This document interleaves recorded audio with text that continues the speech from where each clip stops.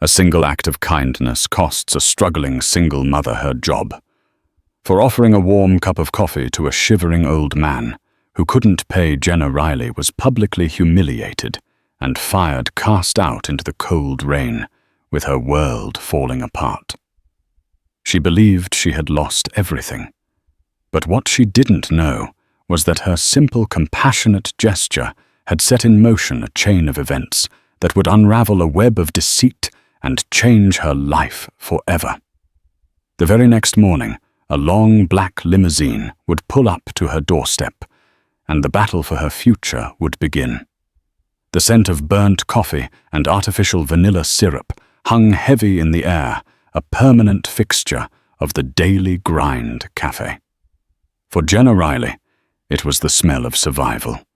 It was the scent of another 5 a.m. start of wrestling her 6-year-old son Cody into his clothes, and of the hurried kiss on his forehead as she dropped him at her neighbor's apartment before biking through the pre-dawn chill. The cafe was a franchise, one of hundreds, and it prided itself on ruthless efficiency. Every coffee bean was counted, every splash of milk was measured, and every second of an employee's time was monetized. Presiding over this small kingdom of caffeinated misery was Gregory Finch, a man whose spine seemed to have been replaced by a corporate policy manual. His thin lips were perpetually pursed in a state of preemptive disapproval, and his eyes, small and dark, missed nothing. He saw a splash of spilled coffee, not as an accident, but as a direct assault on the month's profit margin. Jenna was a good worker. She was fast, efficient, and she had mastered the art of the placid customer service smile, a mask that hid the gnawing anxiety of overdue bills and Cody's outgrown shoes. She moved through the morning rush in a blur of motion, steaming milk, grinding beans, calling out names, and wiping down the perpetually sticky counters. She was a ghost in the machine, another interchangeable part in Gregory's well-oiled operation. For the past few months, an old man had become a regular, though regular was a loose term. He never bought anything. He would appear in the late morning after the rush had subsided and sink into the worn armchair in the far corner. He was a whisper of a man, thin and frail, with a neatly trimmed white beard that couldn't hide the deep-set weariness in his face. He wore the same charcoal grey wool coat every day, regardless of the weather.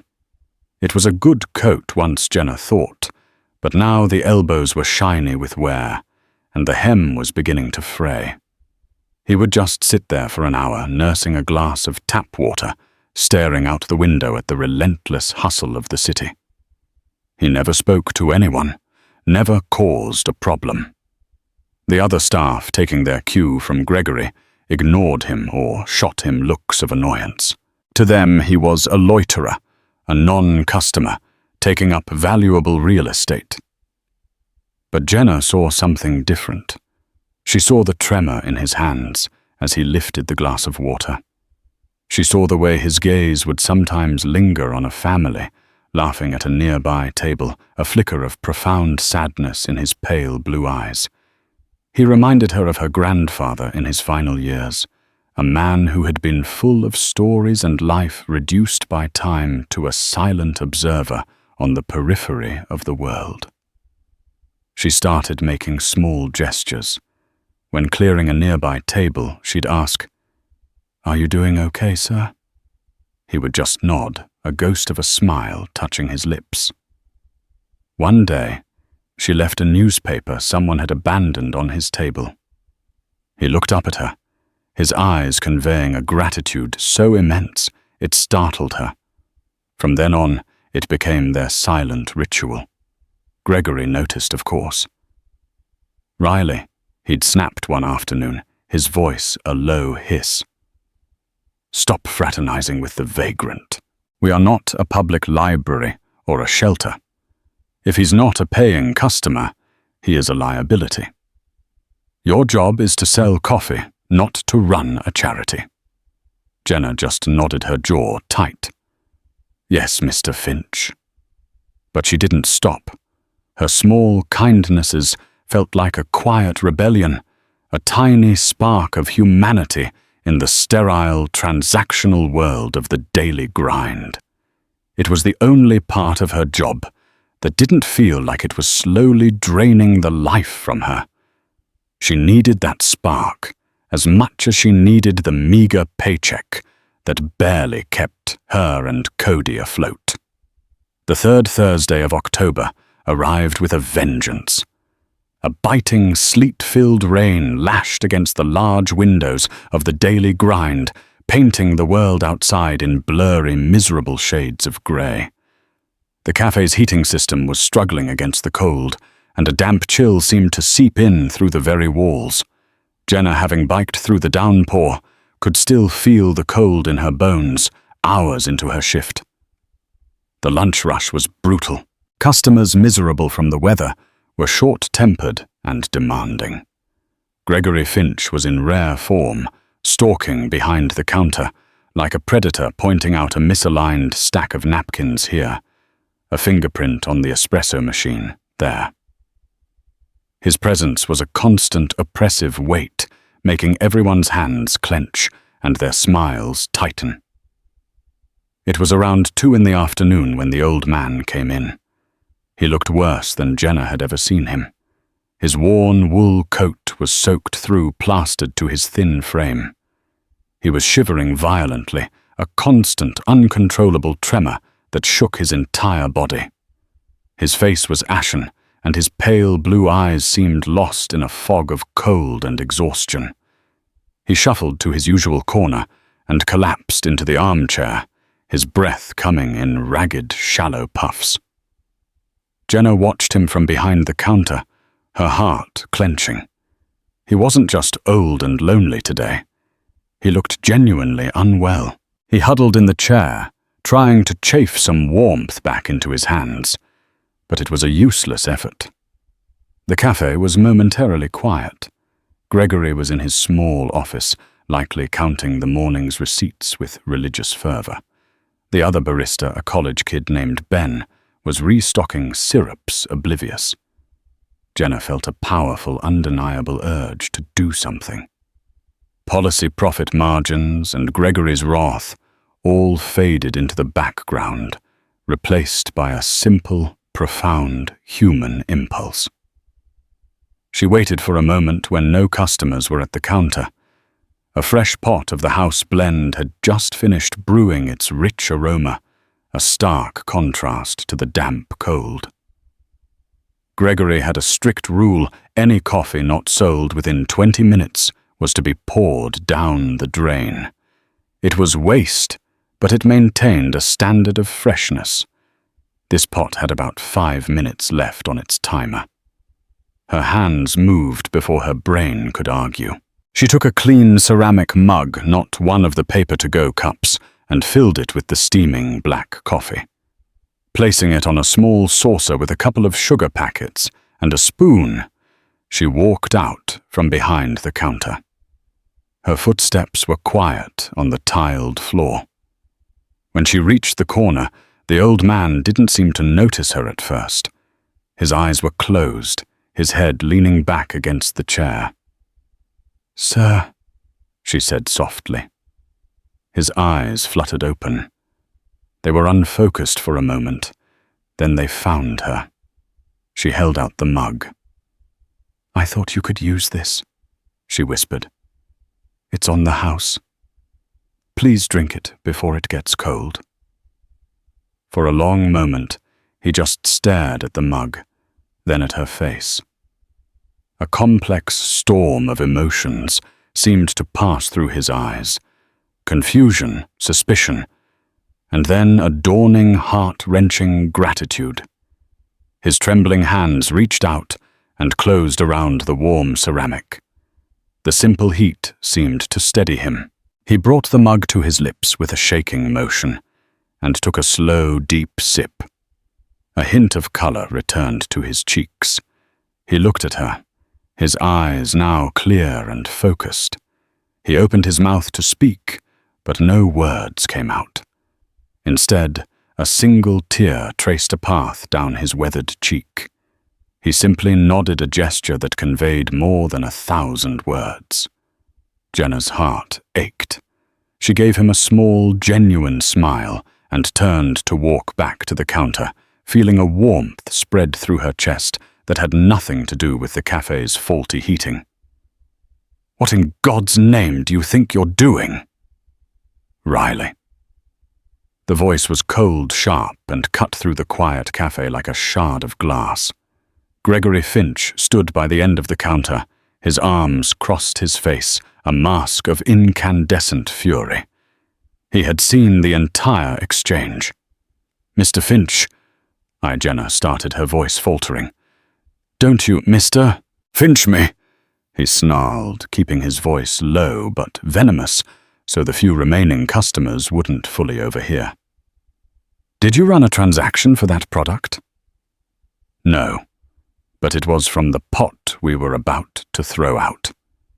It wasn't going to be sold. It was waste." "It is not waste until I say it's waste," he seethed. "It is company property. You stole it. You stole company property and gave it to that freeloader." He gestured dismissively towards the old man, who was now watching the scene with wide alarmed eyes, the coffee mug held tightly in his hands. "I didn't steal anything," Jenna said, her own anger starting to rise above her fear. He was freezing. It was a simple cup of coffee. It was the decent thing to do. "Decency doesn't pay the bills. Riley policy does. Procedure does." Gregory's face was inches from hers now. "I have given you warnings. I have told you not to engage with him. You have directly, willfully, and flagrantly violated company policy on inventory management and customer engagement. It's a $2 cup of coffee that was going down the drain." She shot back, her voice trembling with a mixture of rage and disbelief. Gregory's eyes narrowed to slits. He seemed to relish the moment, the absolute power he held over her. He straightened up, and his voice suddenly became loud, formal, and performative. "Jenna Riley," he announced loud enough for everyone in the cafe to turn and stare. "As the manager of this establishment, I am terminating your employment, effective immediately, for theft of company property and gross insubordination. Pack your personal belongings from your locker. You have 2 minutes to vacate the premises." The words hit her like a physical blow. Fired. Just like that. The floor seemed to drop out from under her. The stares of the customers felt like daggers. She could see Ben, the other barista, frozen in place, his eyes wide with shock. In the corner, the old man looked utterly horrified, as if he were somehow responsible. Humiliation washed over her, hot and suffocating. Her mind raced with a panicked litany. Rent. Cody. Food. The electricity bill. "You can't be serious," she whispered, the fight draining out of her. "I have never been more serious in my life," Gregory said, a cruel smirk playing on his lips.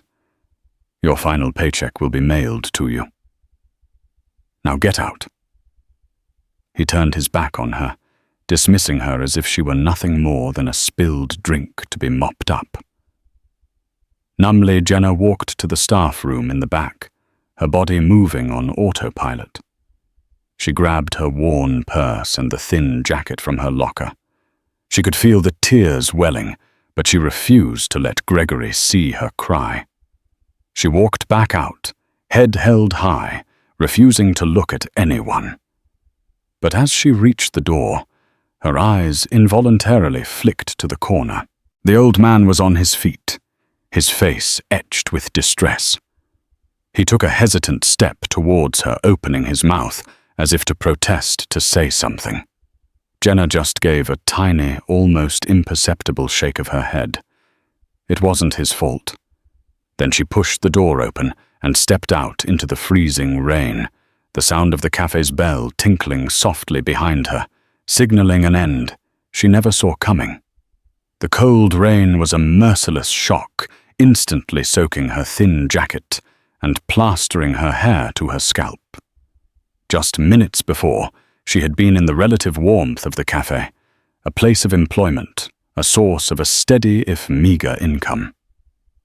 Now she was on the street, jobless, with the biting wind whipping around her. The bike ride home was an impossibility. Tears mixed with the rain on her face, blurring her vision. She started walking a long 3-mile trek to her small apartment on the other side of town. Each step was heavy, each squelch of her soaked sneakers a miserable reminder of her new reality. The words echoed in her head, a cruel, looping chorus. Terminating your employment, theft of company property. Get out. Theft. He had called her a thief for a cup of coffee. A cup of coffee that would have been poured down a drain. The absurdity of it was almost comical, but the consequences were devastatingly real. A cold, hard knot of panic was tightening in her stomach. Her mind spun frantically, trying to grasp the situation. The rent was due next week, $850. She had about $400 in her checking account. The final paycheck Gregory had mentioned would be less than that, and who knew when it would actually arrive? Cody needed a new winter coat. She had been planning to buy one this weekend. The refrigerator was half empty. The city lights blurred into long, watery streaks. Every passing car, every warm, glowing window of a shop or restaurant felt like a personal mockery of her situation. People were living their lives warm and secure, while hers had just been detonated by a petty tyrant over a gesture of human kindness. Was that what it was all about? She replayed the scene over and over. Was it really the coffee? Or was it that she had dared to operate on a different set of principles than Gregory's? She had chosen compassion over policy, humanity over profit. In the sterile world of the daily grind, that was an unforgivable sin. She had shown a loyalty to a fellow human being that Gregory demanded be reserved for the corporation. An hour later, she finally reached her apartment building, a tired-looking 3-story walk-up. She was shivering uncontrollably, her clothes dripping a puddle onto the worn linoleum of the lobby.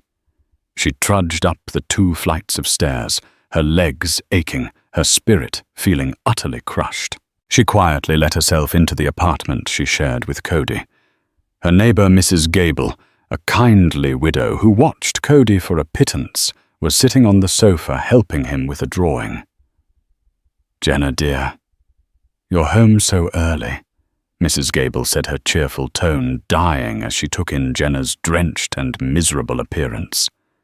"Goodness, child, what happened? You look like you've seen a ghost."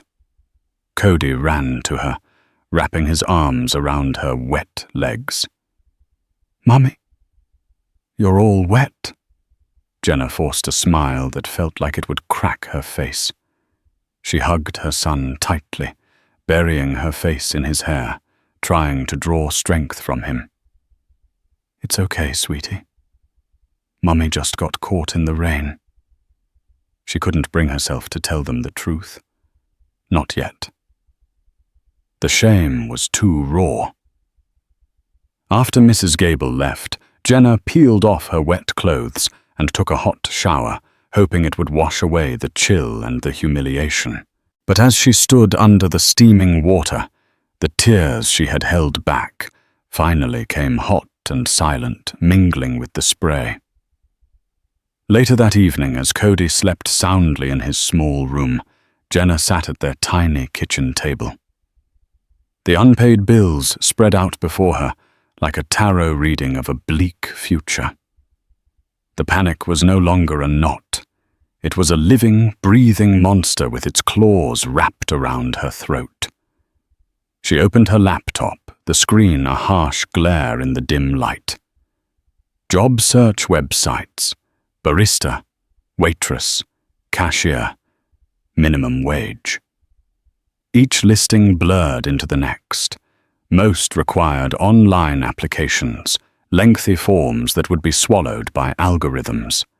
She would be just another name, another applicant number. And what would she say when they asked why she left her last job? Fired for theft. The accusation, as ridiculous as it was, would be a black mark against her, a poison that could taint every application. Hours ticked by. The rain finally stopped, leaving behind a profound, unnerving silence. The city outside was asleep. Jenna felt a sense of isolation, so profound it was a physical ache. She had always prided herself on being a survivor, on her ability to handle whatever life threw at her for Cody's sake. But for the first time, she felt truly, utterly hopeless. She thought of the old man. She hoped he was warm. She hoped he had finished the coffee. And then a bitter, resentful thought crept in. Why him? Why did her life have to implode over him? He would go on with his life, and she was left to pick up the shattered pieces of hers. It wasn't his fault, she knew. But in the dark, lonely hours of the night, it was easier to feel angry than to feel afraid. She finally closed the laptop, the weight of the world on her shoulders. She checked on Cody, pulling his blanket up to his chin and kissing his forehead. His peaceful, sleeping face was the only thing that kept the despair from completely overwhelming her. "I'll figure it out, sweetie," she whispered into the darkness of the room. "I promise, I'll figure it out." But as she crawled into her own bed, the promise felt hollow. A lie she told to the one person who trusted her completely. Sleep wouldn't come. She just lay there, staring at the ceiling, listening to the drip of water from the eaves outside, each drop counting down the seconds to a future she couldn't bear to face. The morning arrived, grey and oppressive, a perfect reflection of Jenna's mood. A restless night had done nothing to calm her anxieties. If anything, the harsh light of day made them feel more real, more urgent. After a breakfast of toast and the last of the milk, she took Cody to school, the forced cheerfulness in her voice sounding foreign and brittle to her own ears. Returning to the silent apartment, the weight of her unemployment pressed down on her. She spent the morning in a frantic, dispiriting cycle, scouring job boards, tweaking her resume, and firing off applications into the digital void, each click of the submit button feeling like a tiny prayer sent to an indifferent God. The question of her dismissal loomed over every application. She settled on a vague, sanitized reason for leaving incompatible with management. It felt weak, deceptive. Around 11 a.m., a strange sound broke her concentration. It was a low, powerful rumble, the sound of an engine unlike any of the sputtering, noisy cars that usually populated their street. She glanced out the window, and her breath caught in her throat. Parked directly in front of her building, double parked and commanding the entire street, was a limousine. It wasn't just a car. It was a statement. Long, black and gleaming with windows, so darkly tinted they reflected the grey sky like polished obsidian. It was so out of place in her working-class neighborhood that it might as well have been a spaceship. Neighbors peeked out of their windows. A few people on the sidewalk stopped and stared, their curiosity piqued. Jenna's first thought was that they had the wrong address. Her second, a jolt of pure panic, was that it was some kind of high-end debt collector. Was she that far behind on a bill that they sent a limo? The thought was absurd, but her mind was already primed for catastrophe. She watched, frozen, as the back door opened. A man stepped out. He was in his late 40s, tall and impeccably dressed in a dark, tailored suit with a crisp white shirt and a silver tie. He held a sleek leather briefcase in one hand. His hair was perfectly styled, and he had the calm, confident air of someone who was accustomed to being in control. He scanned the front of her building, his eyes seeming to land directly on her window. Jenna instinctively stepped back, her heart hammering against her ribs. A moment later, the sharp, authoritative rap of a knock echoed from her front door. It wasn't the friendly tap of Mrs. Gable or the thud of a package delivery. It was precise and insistent. She stood paralyzed in her living room, her mind racing. Who was he? What could he possibly want with her? Should she answer it? Maybe if she stayed quiet, he would go away. But the knock came again, louder this time, more demanding. Taking a deep, shaky breath, she crept to the door and peered through the peephole. The distorted fisheye lens showed the man in the suit standing patiently in the hallway.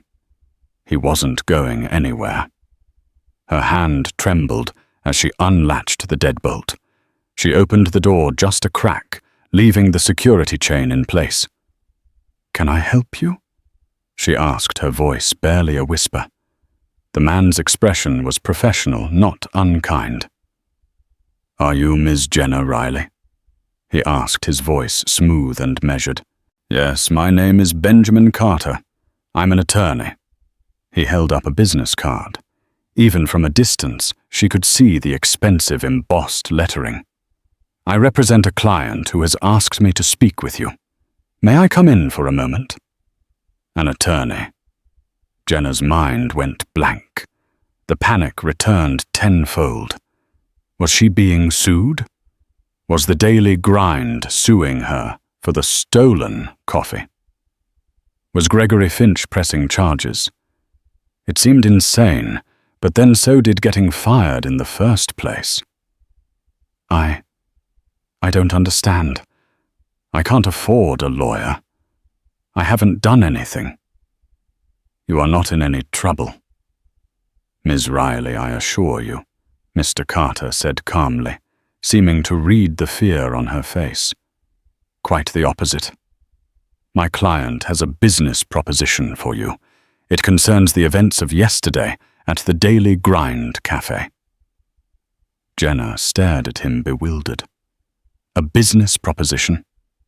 Her? The only person she had interacted with besides Gregory was the old man. Could it be him?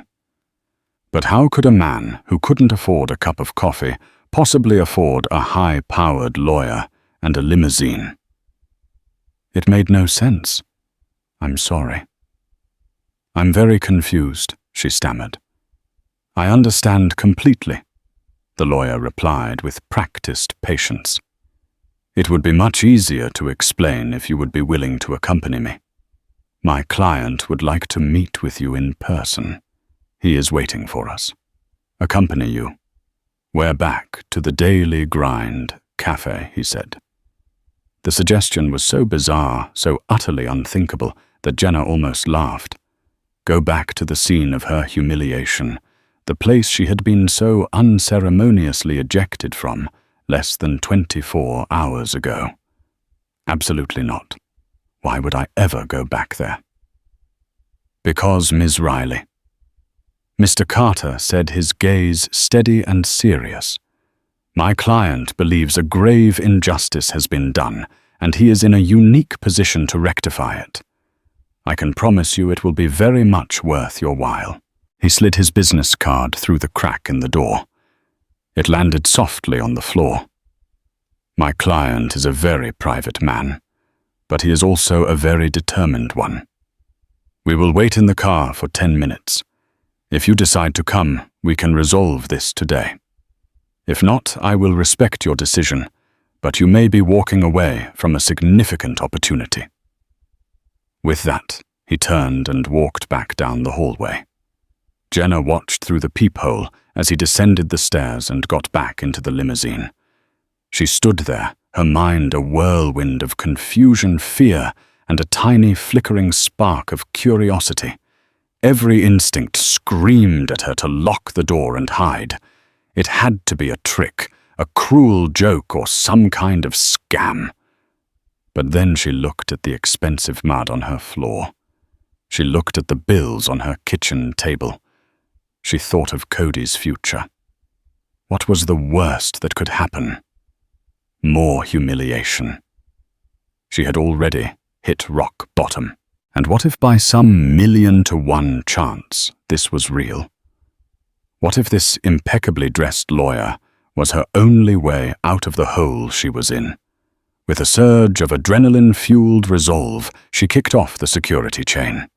She had 10 minutes to change her life. Jenna's hands shook as she threw on the nicest clothes she owned. A simple pair of black slacks and a clean, if slightly faded, blue blouse. She ran a brush through her hair and stared at her reflection in the bathroom mirror. The same tired, worried face stared back at her. But there was a new wild uncertainty in her eyes.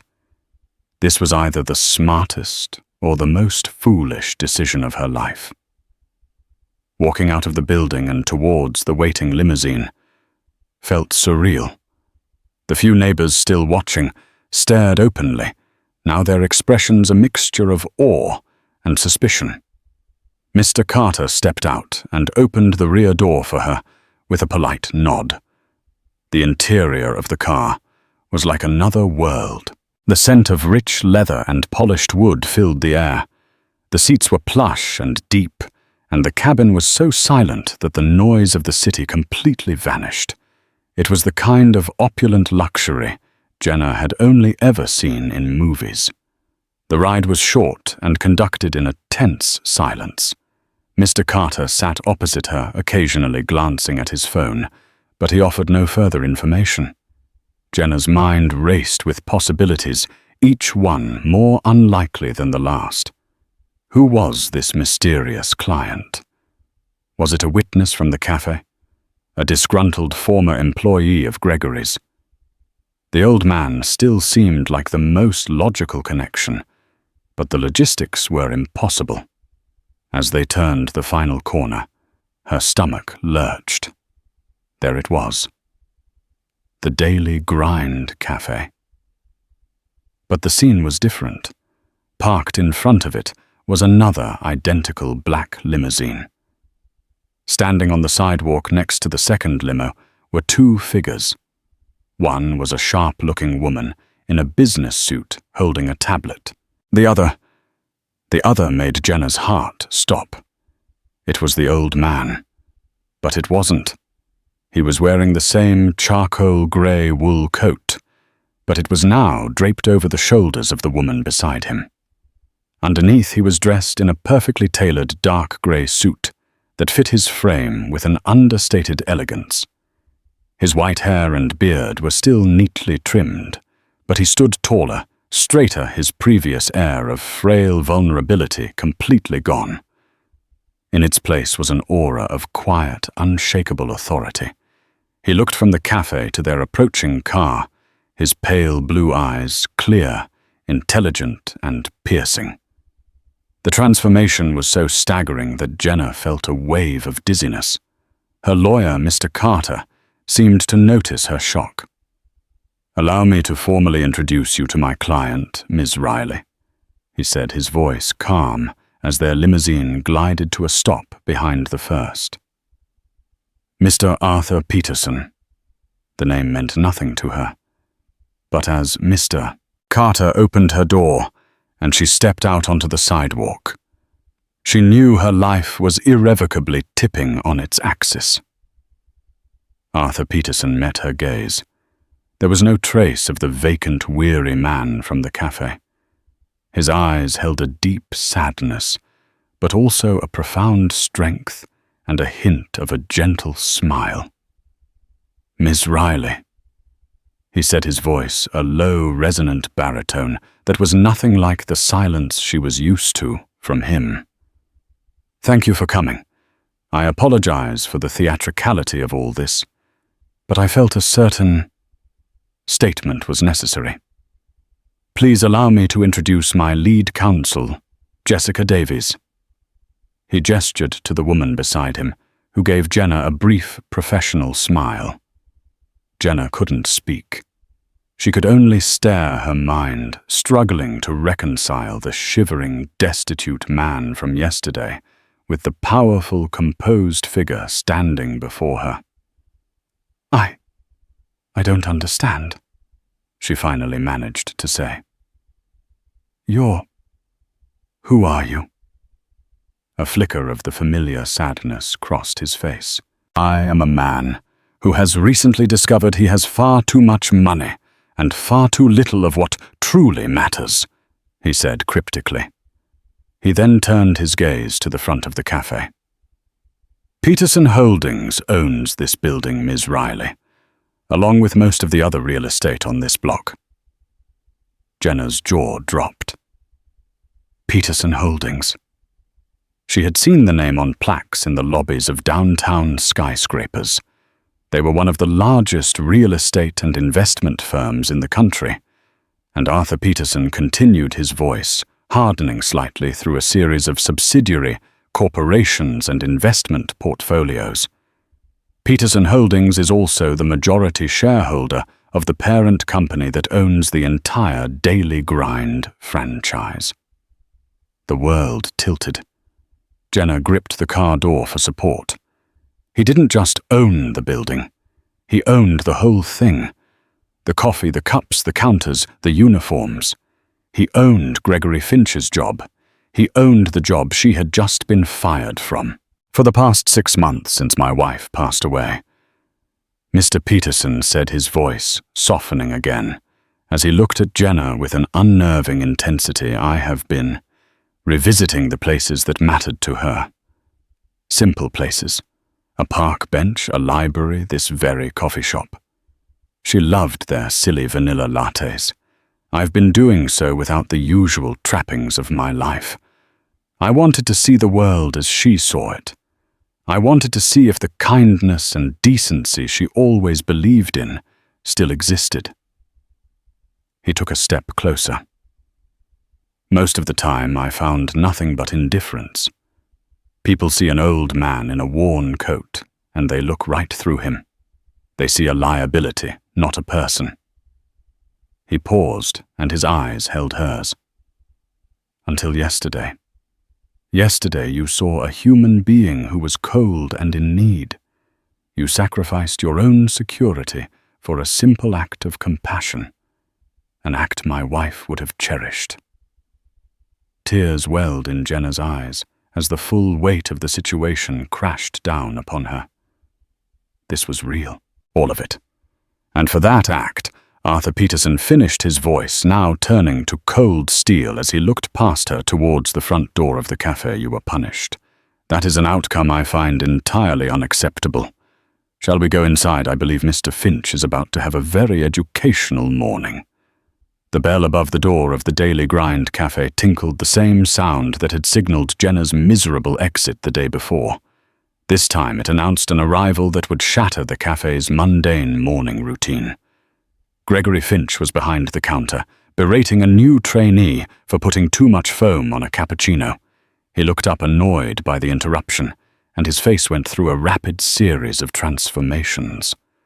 First confusion as he saw Jenna. Then a surge of indignant rage.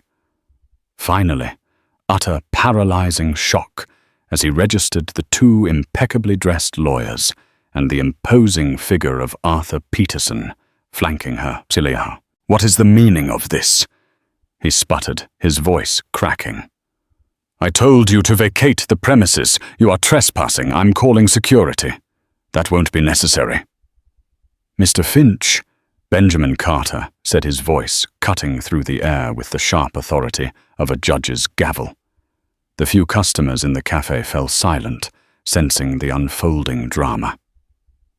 Arthur Peterson walked slowly toward the counter, his gaze sweeping over the cafe not as a customer, but as an owner inspecting a flawed asset. He stopped directly in front of Gregory, his calm demeanor more intimidating than any overt threat. Mr. Finch, Arthur began, his voice quiet, yet carrying to every corner of the room. My name is Arthur Peterson, and I own this company. All of it. Gregory's jaw worked, but no sound came out. The color drained from his face, leaving behind a pasty, clammy sheen. He looked like a man who had just seen a ghost at his own trial. "I have spent the better part of 3 months frequenting this particular establishment," Arthur continued. "I've sat in that corner and observed. I have observed the frantic, stressed-out energy of your staff. I have observed your condescending tone with them. And I have observed your complete lack of human courtesy not only to me, but to anyone you deem beneath your station." Gregory stammered. I was just upholding company policy, sir." "Mr. Peterson, sir, the manual is very clear about inventory control and loitering are—" "Yes." "The policy," Arthur interrupted, a dangerous edge to his voice. "A shield for the cruel, a rule book for those who have forgotten how to be decent. Tell me, Mr. Finch, is there a policy against basic human kindness? Is it a fireable offense to offer a warm drink to a shivering man?" "It was theft." Gregory insisted, his desperation making him sound shrill. "She gave away company property." "The rules. Let's talk about company property. Shall we, Jessica Davies?" The lead counsel stepped forward, tapping her tablet. "Mr. Peterson's visit yesterday prompted us to initiate an immediate and thorough audit of this franchise's financials overnight. We've been very busy, Mr. Finch." She looked up from the tablet, her eyes cold and clinical. "We've found some interesting discrepancies. A consistent pattern of inventory voids, specifically for high-cost items like bags of premium coffee beans and boxes of artisanal syrups that far exceeds the chain's average. These voids are always entered under your personal manager's code, often at the end of the day when no one else is here." Gregory began to sweat profusely.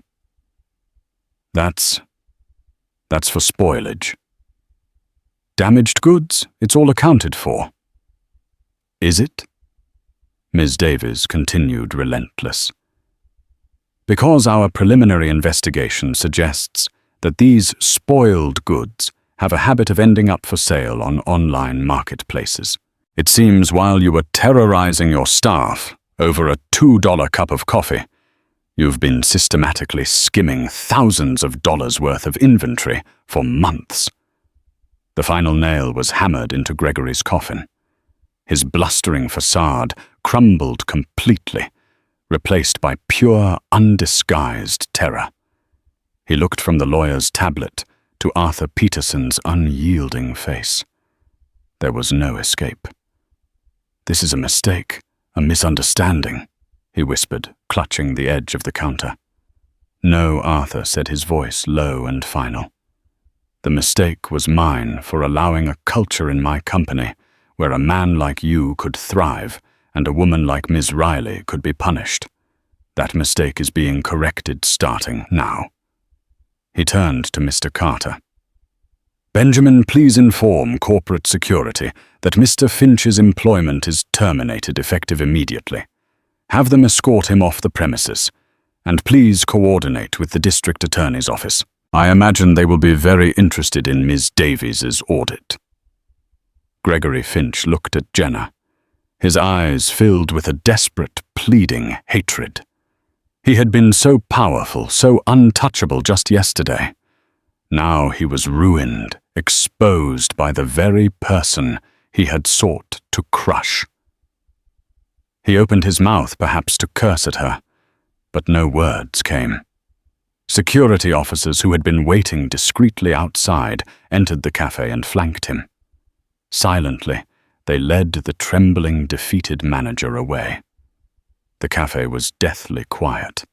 The remaining staff and customers stared wide-eyed. Arthur Peterson turned his back on the scene of Gregory's demise and faced Jenna. The hardness in his eyes was gone, replaced by a gentle, weary warmth. "Now, Miss Riley," he said softly, "let's discuss your future." The heavy silence that descended upon the daily grind after Gregory Finch's departure was thick with unspoken questions. The two remaining employees, Ben and the terrified new trainee, stood frozen behind the counter, looking at Jenna as if she had single-handedly summoned a bolt of lightning from a clear sky. The few customers who had witnessed the entire drama were trying their best to appear engrossed in their phones or newspapers, but their furtive glances gave away their intense curiosity. The entire cafe seemed to be holding its breath. Arthur Peterson's gaze softened as he turned away from the door through which Gregory had vanished. The icy authority he had worn like armor just moments before melted away, revealing the weary, kind-eyed man Jenna had first seen. He looked at Jenna, who was still standing by the counter, her mind a maelstrom of shock and disbelief. "Jenna," he said, his voice now gentle, "would you join me for a moment, over here?" He gestured towards a small table near the window, the very one where families sometimes sat, the one he used to watch with such profound longing. Numbly, as if moving through a dream, Jenna walked to the table and sank into the chair he held out for her. Her legs felt weak, her hands trembled in her lap. Mr. Carter and Ms. Davies, ever the professionals, remained standing at a respectful distance near the door, a silent testament to the gravity of the meeting. For a long moment, Arthur simply looked out the window, a wistful expression on his face. "My wife Eleanor. She loved this specific cafe." He began, his voice a low, reflective murmur. "Not for the coffee, which she always said was mediocre at best." A faint, sad smile touched his lips. She loved this table. She said it had the perfect view of the old clock tower on the courthouse. "We sat here one rainy afternoon, much like yesterday, about a year ago. She was already sick then, though we didn't know how little time we had left. She spent an hour just watching people rush by, and she told me, 'Arthur, everyone is in such a hurry to get somewhere else. They forget to be kind right where they are.' She made me promise I would try to remember that."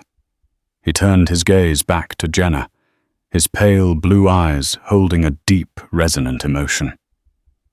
"After she passed, the world felt grey. Colourless. All my money, my power, my influence, it couldn't fill the silence she left behind, so I started coming back to her places wearing this old coat of mine, trying to see the world through her eyes again. I wanted to find that kindness she believed in." He sighed, a sound heavy with the weight of loneliness. "For months I found only what she feared, people in a hurry, too busy to see a person in need. Until yesterday." He leaned forward, his hands clasped on the table. "Jenna, what you did was more than just giving a man a cup of coffee. In my world, gestures are calculated. Kindness is often a transaction, a prelude to a request. It has been a very long time since I encountered something so genuine, so freely given, with no expectation of reward or recognition. You weren't just being nice, you were being brave. You risked your livelihood, the very thing that keeps a roof over your son's head, for a stranger. You honored my wife's memory without ever knowing her." Jenna finally found her voice, though it was barely a whisper. I was just trying to do the right thing. He looked so cold." "That," Arthur said, his voice firm with conviction, "is precisely the point. You didn't do it because I was Arthur Peterson the billionaire. You did it because you are Jenna Riley, a woman of character and compassion." He sat back, his expression shifting from reflective to resolute. "Which is why I cannot simply give you your old job back. That would be an insult to what you endured and a disservice to your potential. This place," he said, gesturing around the cafe, "is fundamentally broken. It's been run on fear, suspicion, and a toxic adherence to policy over people. It needs more than a new manager. It needs a new heart. It needs a leader who understands that profit and decency are not mutually exclusive. He paused, letting his words sink in his gaze, steady and serious. I am offering you a new position. I want you to be the general manager of this franchise location. I want you to run it. The words hit Jenna with the force of a physical impact. Manager. A wave of dizziness washed over her. Me, she stammered, a bewildered laugh escaping her lips. Mr. Peterson, with all due respect, I don't have any experience. I've never managed anything besides my own checkbook, and I don't even do that very well. I wouldn't know the first thing about ordering or payroll or anything. Her self-doubt, her constant companion for years, rose up like a wall. You know how to treat people with respect. That is the first and most important qualification, he countered, gently but firmly. I didn't just watch you yesterday, Jenna. I've been watching you for months. I saw how you handled the angry businessman who spilled his latte, cleaning it up with a calm smile. I saw you help an elderly woman read the menu when she'd forgotten her glasses. I saw you organize the pastry case with meticulous care. You have a natural grace and a quiet strength. The business acumen, the operational details, we will provide you with the best training money can buy. You'll have a direct line to my corporate team for support, anything you need. I am not looking for an MBA, Jenna. I am looking for a moral compass. I have already found it. It was too much to process. Manager, a real salary, benefits, the ability to give Cody the things he needed, the things she dreamed of providing. The tears she had shed in despair the night before returned, but this time they were tears of overwhelming, unbelievable gratitude. But there's more, Arthur continued softly, as if sensing he was already overwhelming her. Mr. Carter stepped forward and discreetly placed a handsome leather-bound folder on the table. Arthur pushed it gently toward her. This is for your son Cody. Her hands trembling, Jenna opened it. Inside were official notarized documents, thick and important. At the top of the first page, she saw the words, "The Cody Riley Educational Trust." Her eyes scanned the legal jargon, but the meaning was clear. It was a fully funded trust account, established to cover every expense of Cody's education, private school, if she chose tutors, extracurriculars, all the way through a 4-year university degree anywhere in the country. It was a guarantee, a promise of a future free from the limitations she had fought against her entire life. Seeing her son's name on that document, so official and permanent, was what finally broke her composure. A sob, raw and cathartic, escaped her lips. It was the sound of years of fear and anxiety finally being released, of a burden she thought she would carry forever, suddenly being lifted from her shoulders. I don't know what to say, she wept, looking up at the man who had, in the span of a single day, appeared as both a destitute stranger and a guardian angel. This is too much. It is nothing less than what your integrity has earned, Arthur said, his voice thick with emotion. All I ask is that you accept. Say you'll help me make this one small corner of the world a little warmer, a place Eleanor would have been proud of. Through her tears, Jenna nodded vigorously, a radiant, watery smile breaking through. Yes, she whispered the single word full of a lifetime of hope. Yes, of course. Thank you. Arthur stood, his work now complete. My team will be in touch this afternoon to handle all the formalities and to arrange for your training to begin whenever you're ready. Run this place your way, Jenna. The keys are yours. With a final meaningful nod to her, Arthur Peterson and his legal team turned and left the cafe. The bell tinkled softly one last time, signaling not an end, but a spectacular beginning. Jenna remained at the table, her hands resting protectively on the folder that held her son's future. After a moment, Ben approached her table hesitantly. "Jenna, what should we do?" She looked up at him, and for the first time saw not just a co-worker, but her team. She took a deep breath, straightened her shoulders, and felt a new, unfamiliar confidence settle over her. "Ben," she said, her voice clear and steady, "why don't you and Maria close the cafe for the rest of the day? Paid, of course. We'll reopen tomorrow with a clean slate." She stood up and walked behind the counter, the space feeling both foreign and like home. She looked at the strict timer on the coffee pot, the one Gregory had worshipped. Her first official act was to unplug it. Her phone buzzed in her pocket. It was a text from Mrs. Gable. "Everything okay, dear? Cody is asking when you'll be home." Jenna smiled, a real, genuine smile that reached her eyes and transformed her face.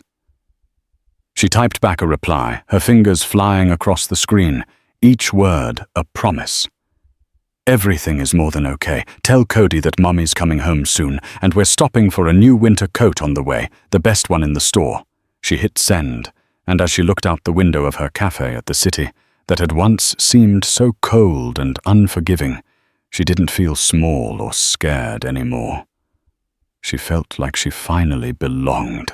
Jenna's story is a powerful reminder that the true measure of our character isn't found in grand gestures, but in the small everyday choices we make, especially when no one is watching. Her simple act of kindness, born from empathy in the face of a cold and indifferent world, didn't just change her life. It exposed corruption and started a ripple effect of positive change. It teaches us that compassion is never a waste. You never know whose life you might touch, or how that single moment of grace might echo back into your own. If this story moved you, please take a moment to click the like button and share it with someone who might need a reminder of the power of kindness. And don't forget to subscribe to our channel for more inspiring stories that prove that even in the toughest of times, humanity can and will shine through. Thank you for listening.